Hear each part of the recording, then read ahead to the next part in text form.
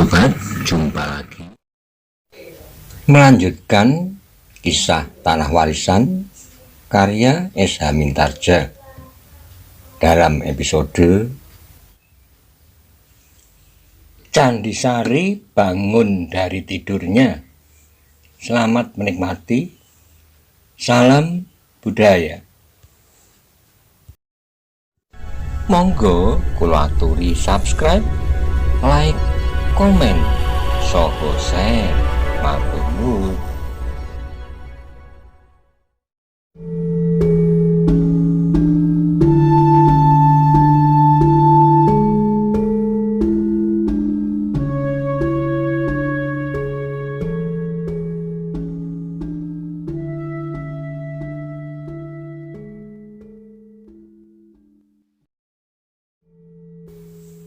Ya, tapi Bramanti bukan penjudi, pemabuk dan penipu licik. Ia justru telah berbuat sesuatu yang sangat berarti bagi Kademangan ini. Seperti yang dikatakannya sendiri, bahwa ia ingin mencuci nama keluarganya yang cemar. Dan cara itulah yang dipilihnya. Sama sekali bukan cara yang kita cemaskan selama ini, balas dendam. Belum tentu, siapa tahu sehari dua hari lagi ia mulai, dan bagaimanakah anak yang telah dijerumuskannya di tebing itu? Temunggulah yang bohong. Dan seandainya Bramanti benar-benar ingin membalas dendam, maka Dirgo tua itulah yang pertama-tama akan mengalami akibatnya.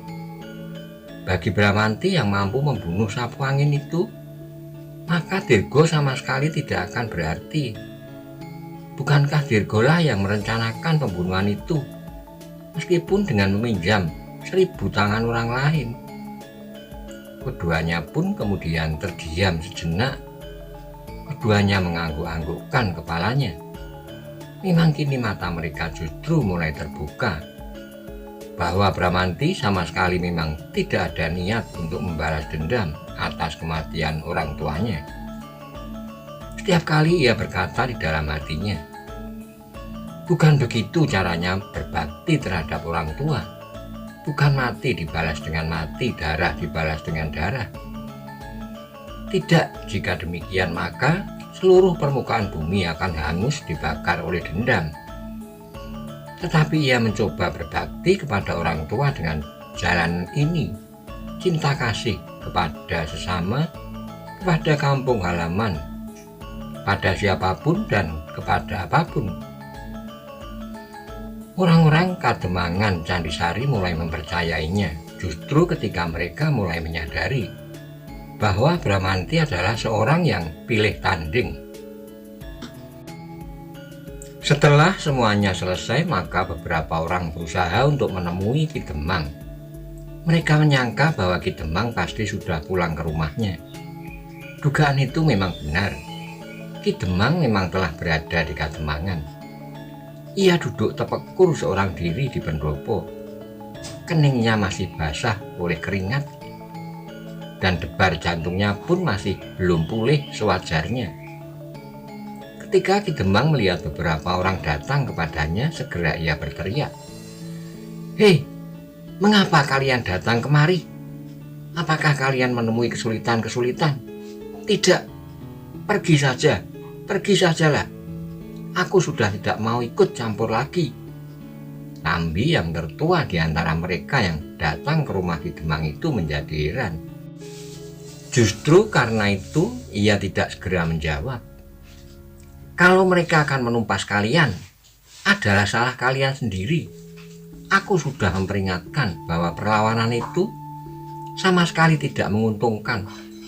Tetapi kalian tidak mendengarkannya.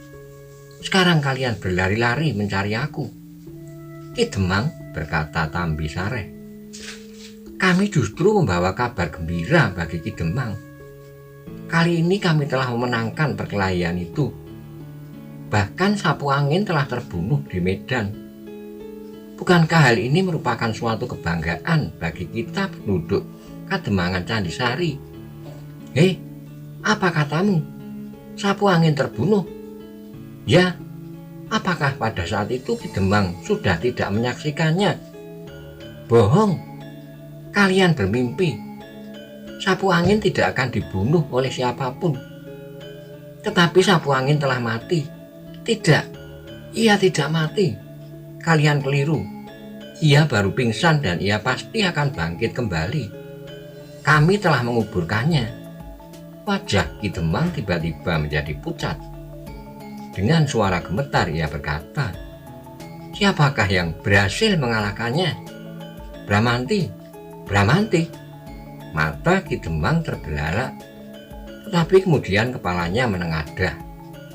Wajah yang pucat itu tiba-tiba menjadi merah darah. Dengan suara gemetar ia berkata, "Kalian telah membuat suatu kesalahan yang besar sekali.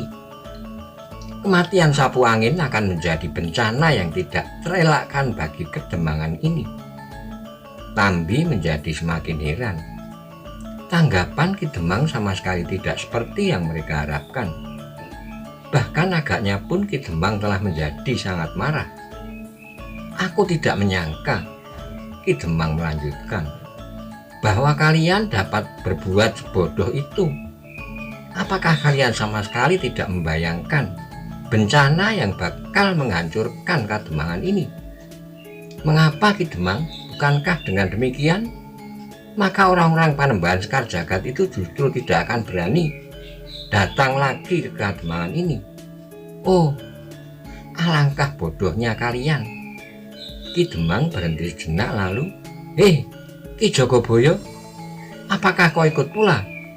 "Ya, aku telah ikut di dalam pertempuran itu. Aku menganggap bahwa jalan itu adalah jalan yang sebaik-baiknya untuk menghentikan pemerasan yang masih saja berlangsung sampai saat ini." "Kalian telah menjadi gila." Ki Demang itu pun kemudian berdiri. "Apakah kalian tidak dapat membayangkan akibatnya?" Tidak seorang pun yang menjawab. "Besok atau lusa, sehari atau 2 hari lagi, Kademangan ini akan lebur menjadi abu." "Mengapa Ki Demang?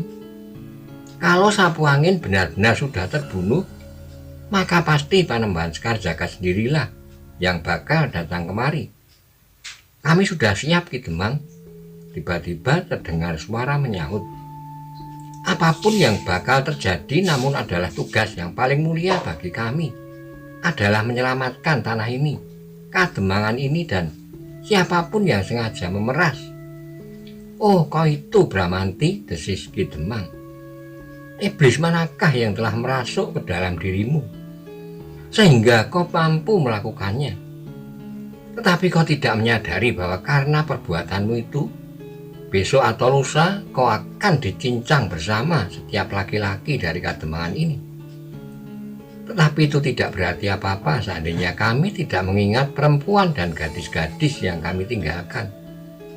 Apakah jadinya dengan mereka itu kelak?" Mereka yang mendengar kata-kata Ki Demang itu meremang. Sungguh mengerikan. Dan hal itu tidak mustahil bakal terjadi. Karena itu 1-2 dari antara mereka menjadi ragu-ragu. Apakah mereka sudah pada tempatnya berbangga atas kemenangan ini? Namun dalam pada itu terdengar Bramanti menjawab, "Ki Demang, seandainya benar demikian yang terjadi, memang alangkah mengerikannya, dan kami bersama inilah yang telah bersalah." Bramanti berhenti sejenak kemudian, "Tetapi kami bukan patung-patung batu yang hanya dapat membiarkan Panembahan Sekar Jagad berbuat sekehendak hatinya. Kami mempunyai tenaga yang dapat kami pergunakan untuk mempertahankan diri.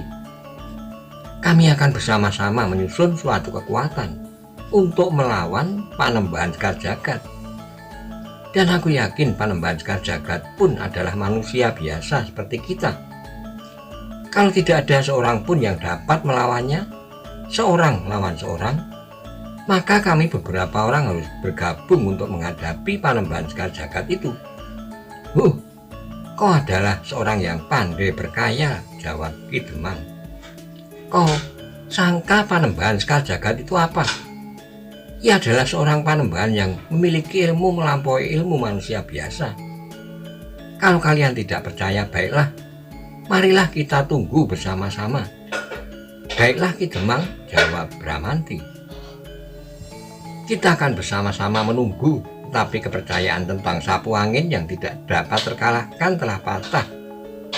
Ki Demang mengerutkan keningnya, tetapi ia tidak menyaut.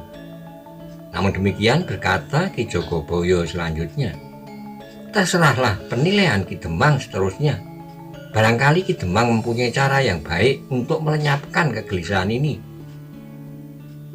Bramanti menjadi berdebar-debar mendengar kata-kata Ki Jogoboyo itu. Akibatnya mungkin akan justru menambah kegelisahan karena kepercayaan yang berlebih-lebihan terhadap Panembahan Sekar Jagad.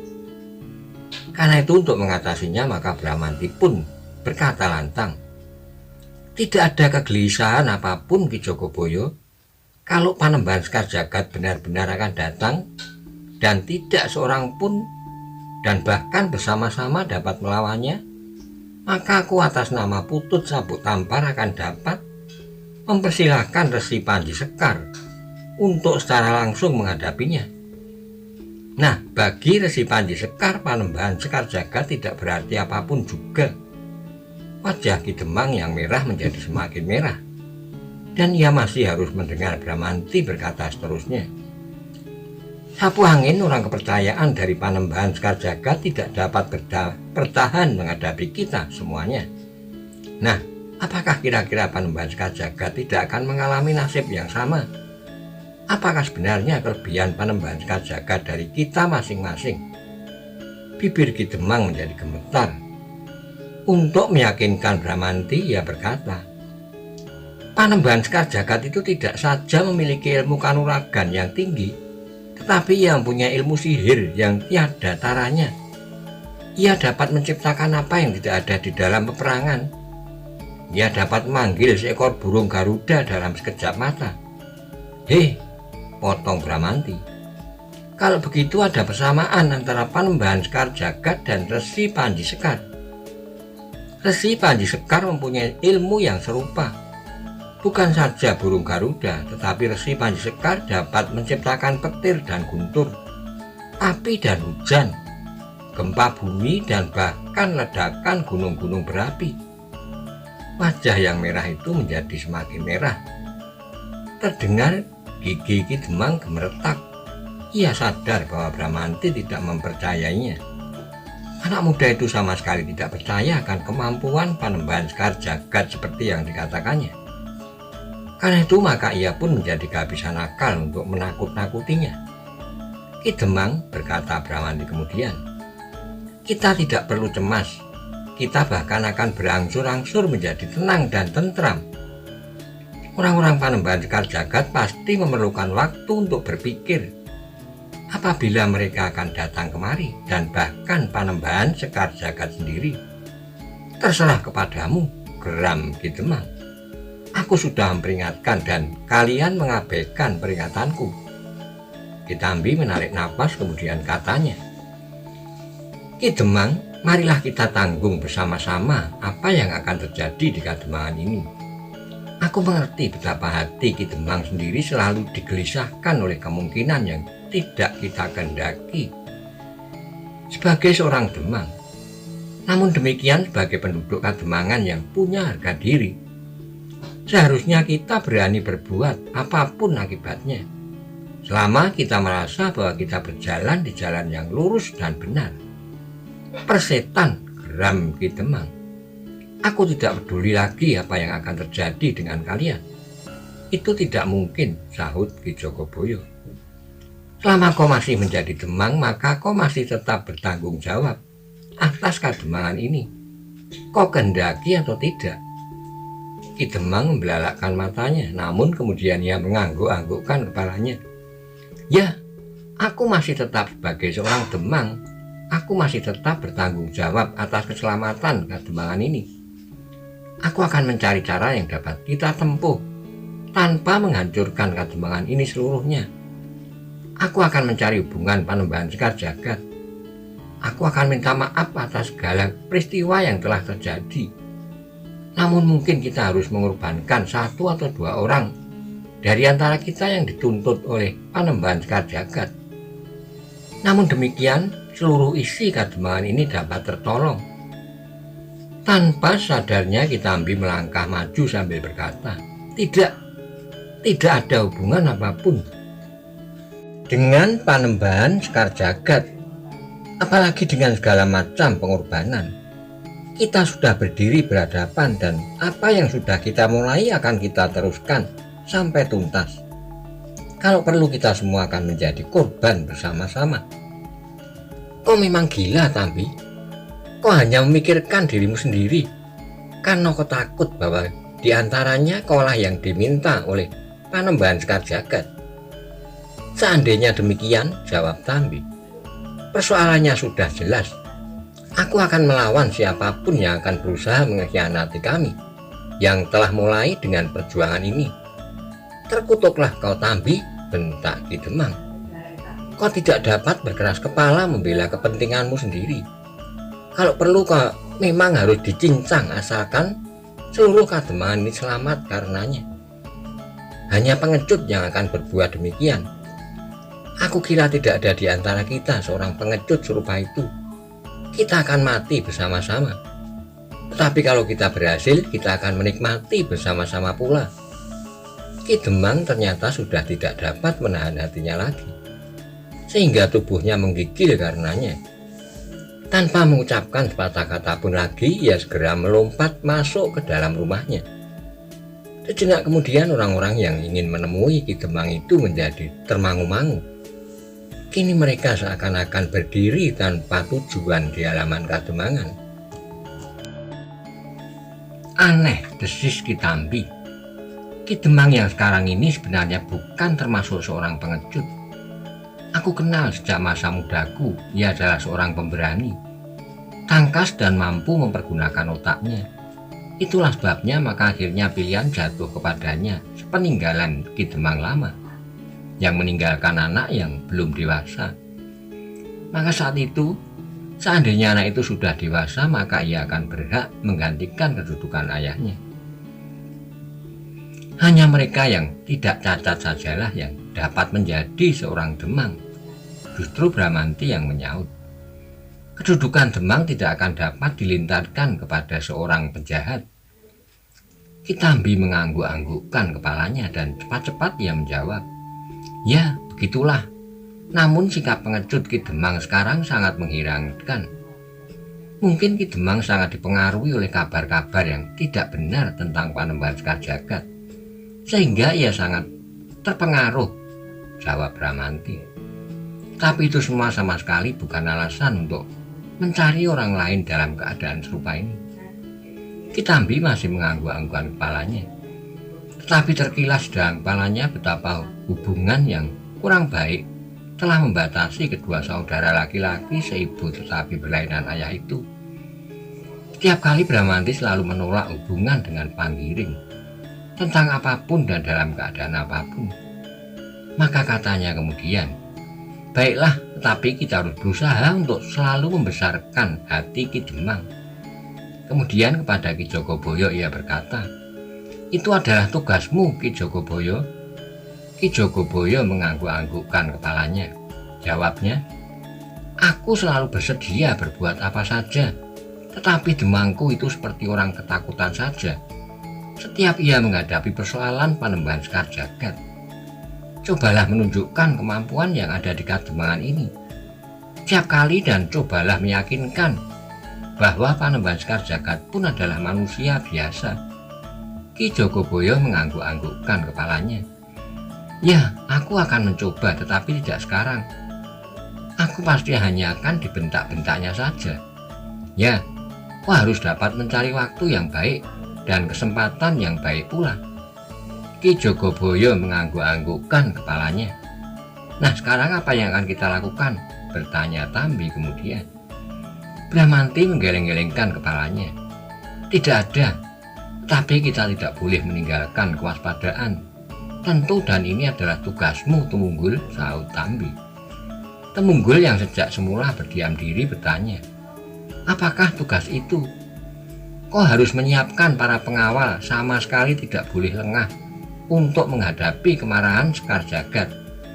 Kita harus benar-benar bersiap. Kau harus menempatkan penjagaan di setiap lorong yang memasuki Kademangan ini dari segala penjuru. Mereka harus siap dengan tengoro kentrongan. Misalnya, setiap orang dari mereka yang melihat kedatangan orang-orang berkuda, mereka harus segera memukul tanda sehingga kita akan segera dapat bersiap. Kita tidak akan membiarkan diri kita masing-masing diterkam oleh seorang demi seorang. Tambi berhenti sejenak kemudian. Demikian juga setiap orang yang pergi ke sawah. Mereka harus juga membawa kentongan-kentongan kecil. Temunggul mengangguk-anggukkan kepalanya. Nah, kau harus segera mengatur. Kita benar-benar dalam keadaan yang gawat. Kita tidak tahu sampai kapan kita harus selalu berjaga-jaga.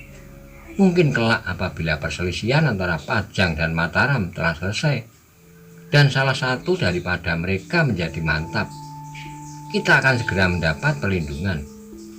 Tetapi kita harus mempercayakan keselamatan kita saat ini kepada kemampuan kita sendiri. Temunggul mengangguk-angguk pula. Bukankah begitu Ki Jogoboyo? Ya begitu. Aku akan selalu siap berada di Kademangan. Tiap kali terjadi sesuatu, kalian tidak usah mencari-cari aku. Baiklah, berkata Ki Tambi. Sekarang kita semua dapat beristirahat. Sejak kapan aku harus berjaga-jaga? Berkata Temunggul. Tambi mengerutkan keningnya.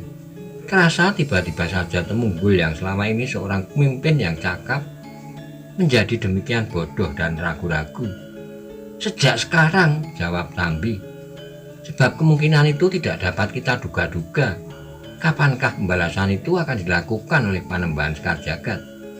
Temunggul mengangguk-anggukkan kepalanya. Aturlah para pengawal, mulailah dari mereka yang terlampau payah di dalam pertempuran yang baru saja terjadi. Baik, aku akan mengaturnya sekarang.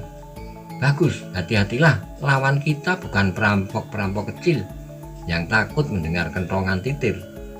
Temunggul mengangguk-angguk, tetapi tiba-tiba saja wajahnya menjadi kosong. Meskipun demikian, hal itu dilakukannya juga. Beberapa orang yang datang kemudian setelah pertempuran selesai segera mendapat tugas untuk menempati gardu-gardu di setiap lorong masuk. Mereka harus menyediakan alat-alat yang dapat memberikan tanda bahwa Kademangan ini akan dilanda bahaya. Selama ini penjagaan serupa itu tidak pernah dilakukan. Biasanya mereka membiarkan saja orang-orang Panembahan Sekar Jagad memasuki Kademangan ini. Bahkan mereka berebut dahulu menyingkir dan bersembunyi. Karena itu maka untuk pertama kali orang-orang yang ditempatkan di gardu itu pun menjadi berdebar-debar. Bagaimana kalau tiba-tiba saja kita dicekik? Bertanya salah seorang penjaga kepada kawannya. Kita harus waspada karena di gardu ini ada 3 orang. Maka kita harus membagi tugas baik-baiknya. Setiap saat salah seorang dari kita harus mengawasi lorong ini sebaik-baiknya. Demikianlah maka setiap lorong masuk di Kademangan itu telah dijaga oleh 3 atau 4 orang.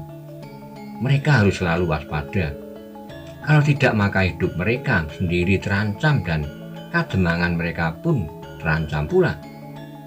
Demikianlah maka Kademangan Canisari serasa telah terbangun dari tidurnya. Anak-anak mudanya, terlebih-lebih lagi para pengawal, kini mempunyai tanggung jawab baru.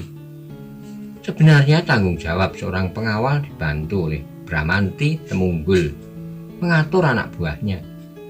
Semakin lama menjadi semakin tertib, bukan saja para pengawal tetapi setiap anak muda dan laki-laki yang masih mampu menggenggam senjata harus melakukan tugas bersama-sama. Namun dalam pada itu kegiatan Kademangan Canisari kini seakan-akan telah bergeser. Ki Demang sendiri seakan-akan sama sekali sudah tidak mau tahu apa yang terjadi di Kademangannya. Ia hanya mengumpat-umpat, marah-marah dan kadang-kadang mengancam. Sedang rumahnya pun kini hampir tidak diajukan lagi. Dibiarkannya saja orang-orang yang selalu datang ke Kademangan seperti biasanya. Ki Demang sendiri hampir-hampir tidak pernah menampakkan diri, demikian juga keluarganya. Keluargaku perlu mengungsi, katanya kepada suatu saat kepada Ki Jogoboyo. Mengapa? Kalau pada saatnya Kademangan ini menjadi abu, biarlah keluargaku selamat. Meskipun aku akan ikut menjadi abu juga. Ki Jogoboyo mengerutkan keningnya, katanya. Sikap itu akan sangat berpengaruh, Ki Demang. Orang-orang lain akan menjadi semakin gelisah. Mungkin mereka pun akan segera mengungsi pula dari Kademangan ini. Apa peduliku? Orang-orang Kademangan ini sudah tidak mau mendengar kata-kataku lagi. Tapi kau masih tetap seorang Demang di sini. Apakah seorang Demang tidak boleh berusaha menyelamatkan keluarganya? Sudah aku katakan, aku sendiri akan ikut menjadi abu di sini bersama seluruh Kademangan karena kebodohan kalian, tetapi tidak dengan keluargaku. Ki Jogoboyo tidak membantah lagi. Memang itu adalah haknya, tetapi bagi Ki Jogoboyo hal itu terasa aneh. Bukankah setiap orang sudah bertekad untuk mempertahankan Kademangan ini dengan pengorbanan apa saja? Tetapi ternyata Ki Demang pun tidak segera melakukan maksudnya. Meskipun dari hari ke hari ia menjadi semakin jarang nampak. Dengan demikian, maka pimpinan Kademangan itu seolah-olah telah berpindah. Orang yang dalam kedudukannya masih selalu bertindak adalah Ki Jogoboyo. Namun Ki Jogoboyo tidak pernah meninggalkan Kitambi dan Bramanti, karena Ki Jogoboyo sendiri adalah seorang yang malas berpikir. Ia terlampau bisa menjalankan tugas-tugas yang telah diatur terlebih dahulu. Sedang di lingkungan anak-anak muda dan para pengawal, pengaruh Tumenggung pun menjadi semakin susut. Kini mereka telah meyakini bahwa Bramanti adalah seorang yang mengagumkan lahir dan batin. Setiap orang Kademangan Carisari kemudian menjadi yakin bahwa Bramanti memang bermaksud baik. Dendam dan kebencian yang mereka cemaskan semakin lama semakin hilang dari ingatan mereka. Kalau ia ingin berbuat demikian, maka Kademangan ini telah dihancurkannya, desis orang di dalam hatinya. Demikianlah maka kedudukan Bramanti semakin lama menjadi semakin mantap. Tidak ada seorang pun lagi yang dapat mengasingkannya lagi. Namun Bramanti sama sekali tidak merubah cara hidupnya. Ia masih tetap sering duduk di bawah pohon sawo, menganyam berbagai macam barang dari bambu, keranjang, caping, kuwung, dan bermacam-macam lagi. Tapi kini yang sering singgah ke rumahnya menjadi semakin banyak. Bukan hanya Kitambi dan Panjang, bahkan Ki Jogoboyo pun sering datang ke rumah itu pula.